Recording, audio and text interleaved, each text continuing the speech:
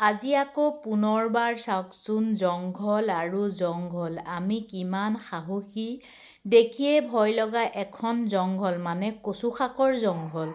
এইয়া চাওক, এফালে সেইফালে কচু শাক, মাজতে ৱাল। ভয় নকৰি দুইজনী একদম কচুৰ শাক আনিবৰ কাৰণে গৈছোঁ আৰু মোৰ অৱস্থা চাওকচোন কেনেকৈ একদম জংঘলৰ মাজত হাত ভৰাই পেলাই কচু গছ পুৰা উঠাই আছোঁ। বাৰু যিয়ে নহওক, খাই ভাল পালে ভয় ভাৱটো মনলৈ নাহে, যিহেতু আমি সাহসী।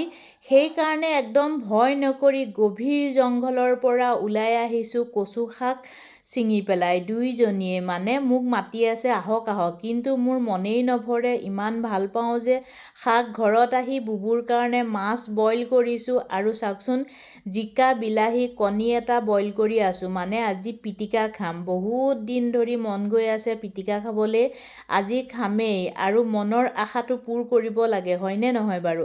এফালে তিতাকেৰেলা ভাজিম বুলি একদম কাটি বাছি ৰেডি কৰি লৈছোঁ। তিতাকেৰেলা ভাজিবৰ কাৰণে ৰেডি কৰি লৈছোঁ, মানে ভাজিয়া আছোঁ। আৰু এইফালে জিকা বিলাহী কণীটো ধুনীয়াকৈ সানি লৈছোঁ। আৰু সেইদিনা যে কচুৰ গছজোপা আনিছিলোঁ, একদম বইল কৰি পানীখিনি পেলাই ধুনীয়াকৈ মছলা আৰু বুট দি পেলাই বনাইছোঁ। এফালে কচুৰ পাতকেইটাও সিজাই লৈছোঁ। সিজাই পেলাই এয়া চাওক ধুনীয়াকৈ নহৰু আৰু জলকীয়া বেছিকৈ দি দুপৰীয়াৰ কাৰণে টেষ্টি বনাই আছোঁ।